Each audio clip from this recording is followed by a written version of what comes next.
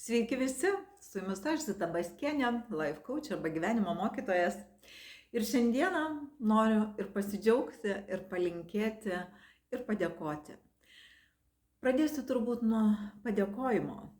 Ačiū Jums visiems, savo nuostabiai auditorijai, už tai, kad pasitikėjot ne mano žiniomis, kad Jūs pasitikėjot mano žinių ir mano patirčių mezginiu arba deriniu arba išmintim. Tai duoda tam tikras atsakomybės ir tai, kas mano tik sužinota ir nepatikrinta gyvenimo kelyje, aš tikrai niekada nesidalinsiu. Lygiai taip pat informacija, kuri neneša žmogui naudos arba kaip nors jį liūdina arba stumia į liūdesį. Niekada tokia informacija nesidalinsiu, tai ačiū Jums už Jūsų pasitikėjimą, stengsiuosi visada jį pateisinti ir savo žmogiškąją prasme dėl savęs ir dėl to, kad kiekvienas žodis yra materija ir todėl aš labai jį žiūriu atsakingai. O pasidžiaugti labiausiai noriu tuo, kad mano auditorija yra pati tikriausia. Kodėl? Todėl, kad aš nei vieno Jūsų nekviečiau pamėgti puslapio, Jūs atėjot patys, norėdami žinoti dar daugiau.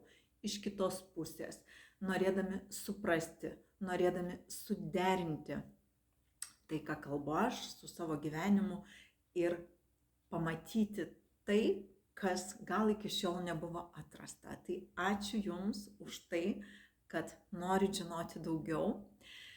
Ir turbūt labiausiai norėčiau palinkėti, tai visada eiti savo vidiniu keliu.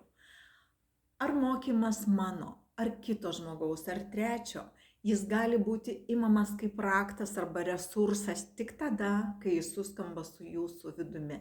Tada tas kelias yra Jūsų, jis teisingas. Jeigu tai dalyvauja tame tik viena dedamoji, tai yra mokytojo žodis, o Jums viduje neskamba, jis ne Jūsų, jį reikia praleisti. Todėl Jums linkiu eiti savo keliu, nes savo kelyje net klaidos duoda daug naudos ir jos visada būna mažiau skaudžios negu svetimos klaidos.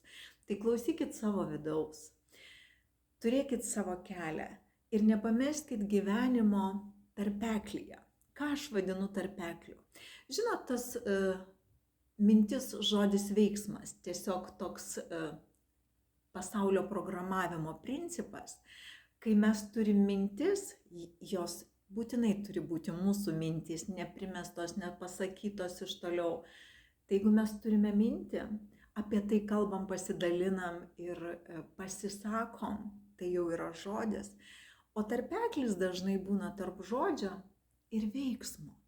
Nelaukit ilgai, jeigu turėjot mintį apie tai kalbat, šiandien pat jau darykit.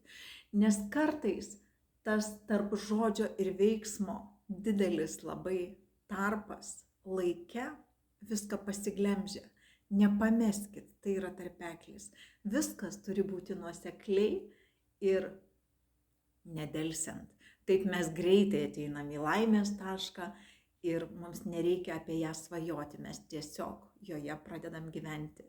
Tai ačiū Jums, kuo gražiausių švenčių artimųjų šurmuly, kuo gražiausių vilčių, svajonių, drąsos eiti savo keliu ir baltos vilties, jeigu kažko šiandien Jums dar nepavyko suprasti arba atrasti.